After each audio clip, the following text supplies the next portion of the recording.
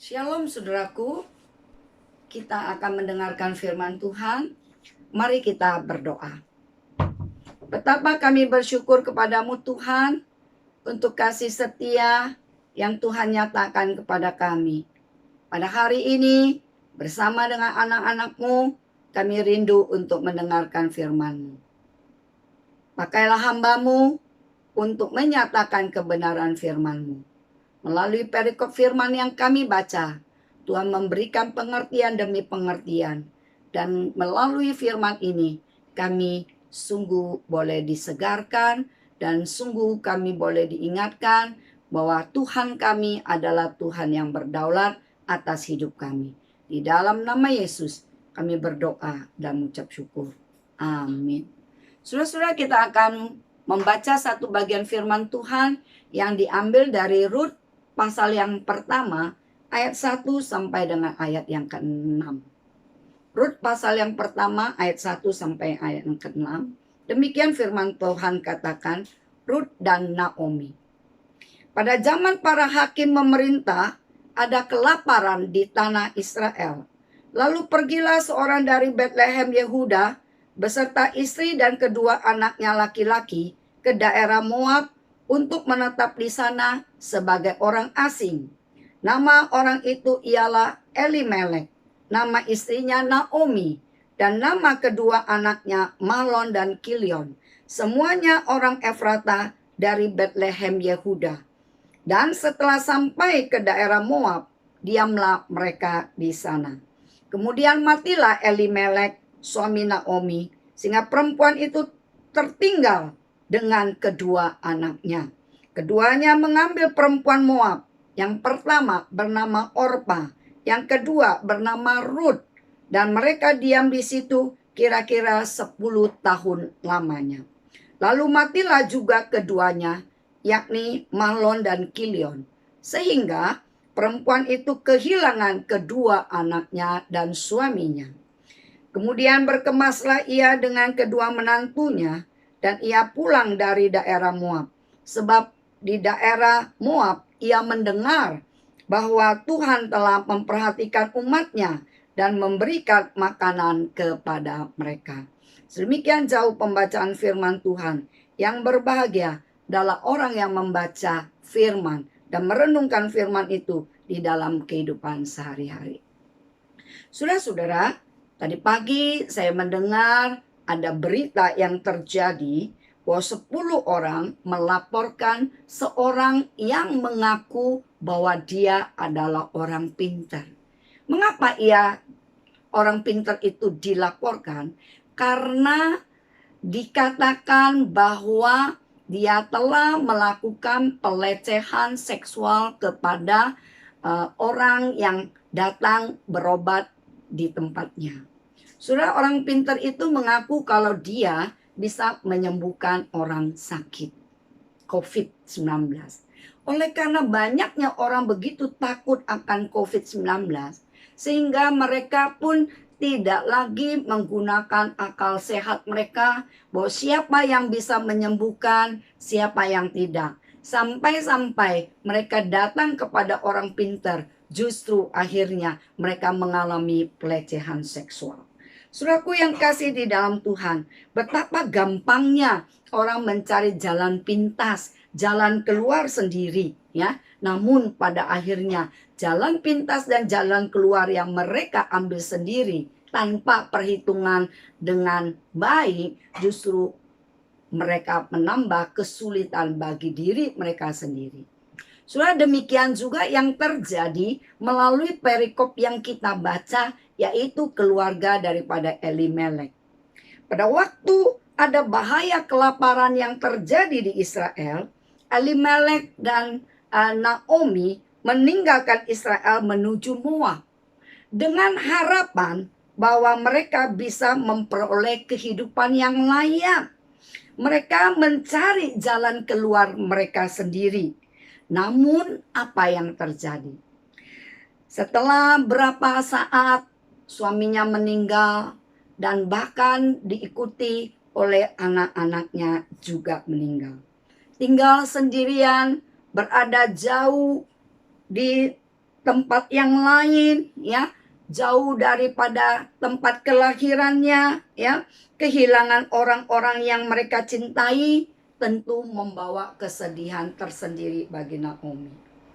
Kesedihan yang diderita oleh Naomi membuat dia berpikir ada baiknya dia pulang ke Israel, tempat tanah di mana keluar sanak familinya ada di sana. Saudaraku yang kasih di dalam Tuhan, pada waktu orang mencari jalan keluar sendiri, ketidaksetiaan kepada Tuhan justru akan membuat kesedihan yang luar biasa. Sebagaimana Naomi mengalami kesedihan sehingga dia tidak lagi senang dipanggil dengan sebutan Naomi, ya, karena Naomi punya pengertian artinya ceria, ya, dan sementara dia dalam keadaan yang tidak ceria dan dia di dalam keadaan begitu sedih, dan dia mengatakan, panggillah aku Mara. Mara artinya apa? Pahit, saudara.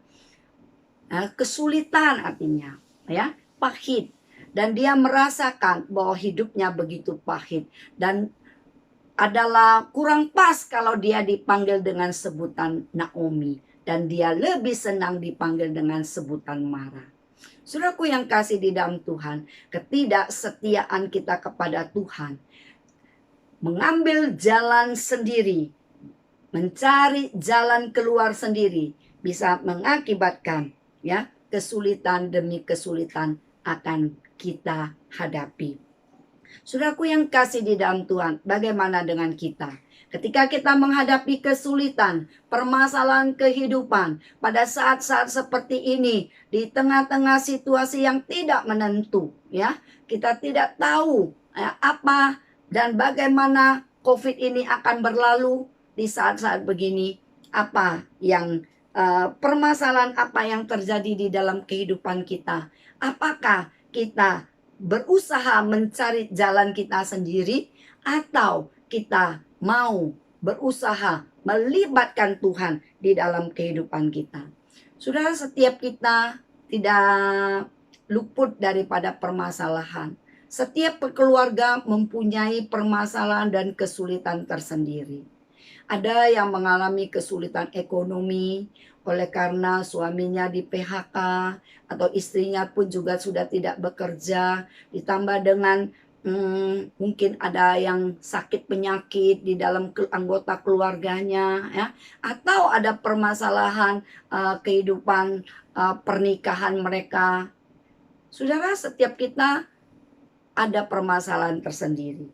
Namun waktu kita mempunyai permasalahan, firman Tuhan ingatkan kita, jangan melarikan diri. Cari Tuhan. Mari kita menyerahkan seluruh kondisi kehidupan kita kepada Tuhan.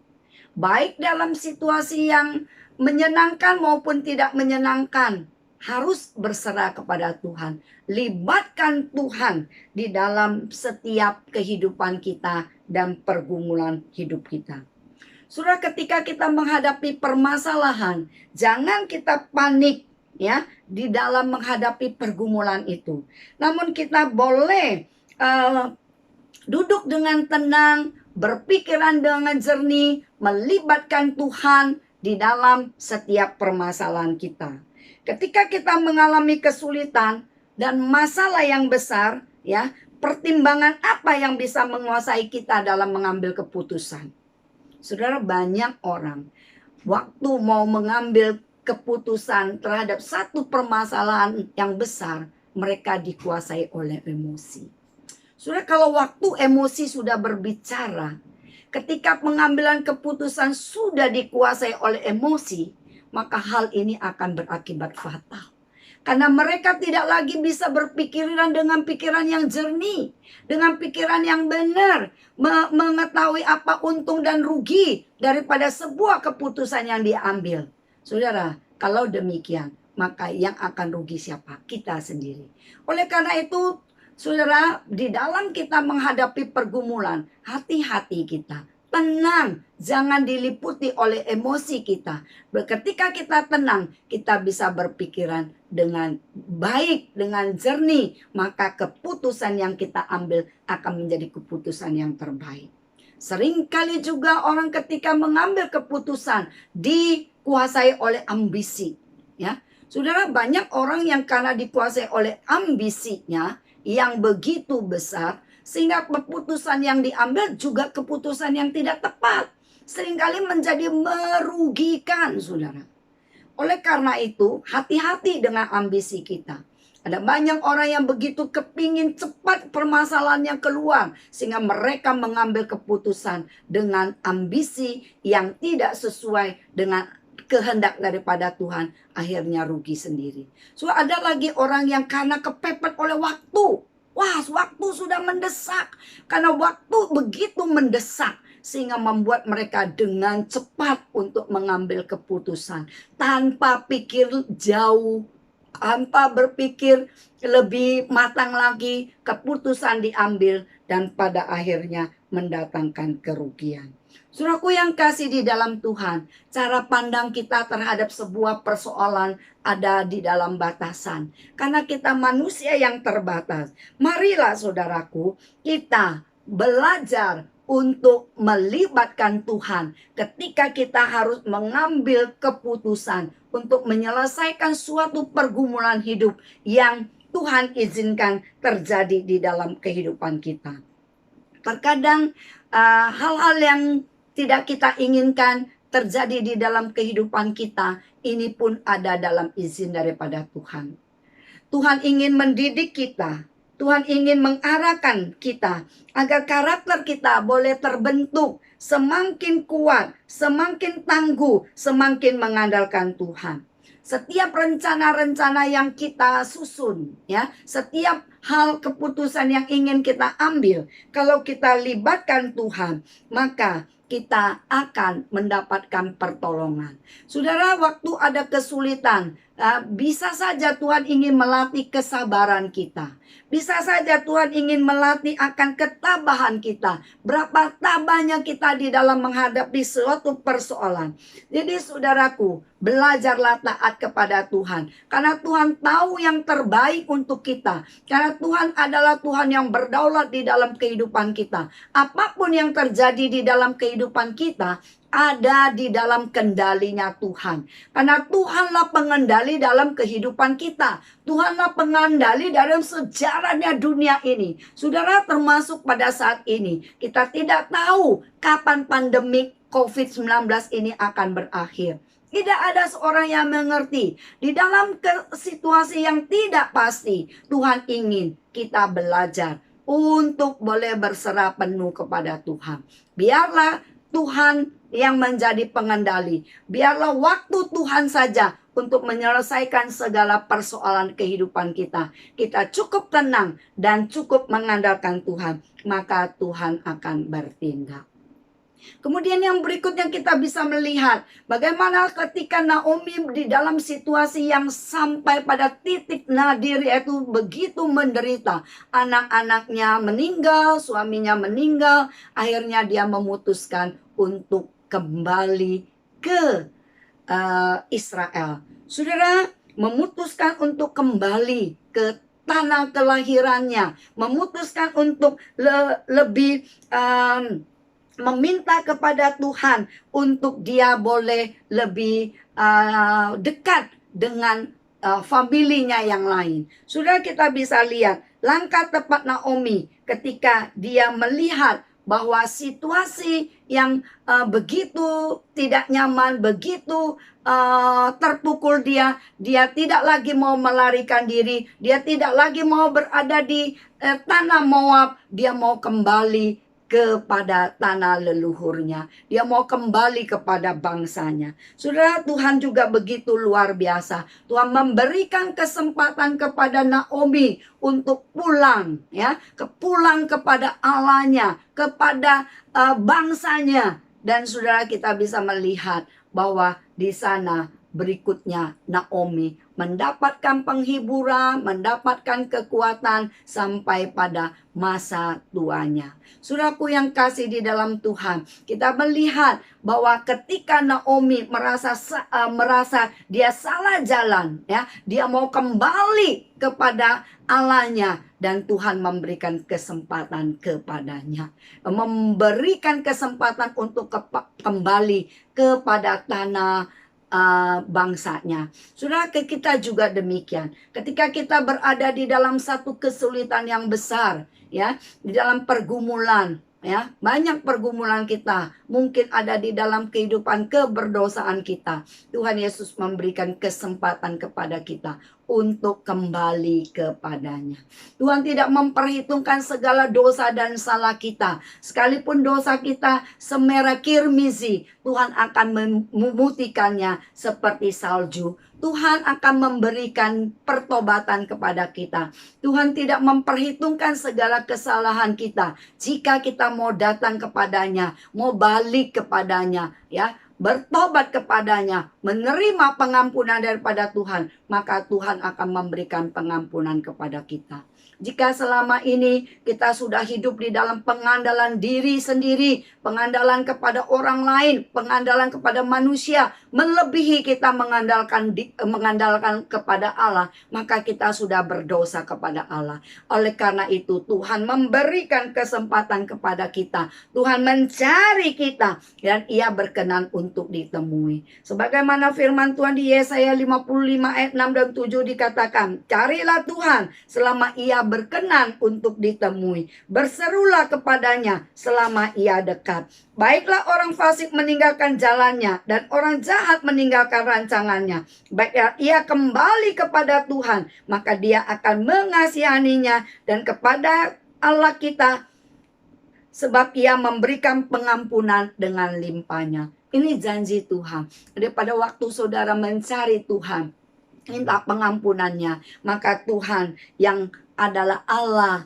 yang maha pengampun dan maha penyayang, Dia akan memberikan pengampunan kepada kita, dan Dia tidak memperhitungkan segala kesalahan kita. Saudaraku yang kasih di dalam Tuhan, Tuhan rindu agar kita boleh datang kepada Tuhan, ya, mencari Tuhan ketika kita ada di dalam permasalahan, tidak mencari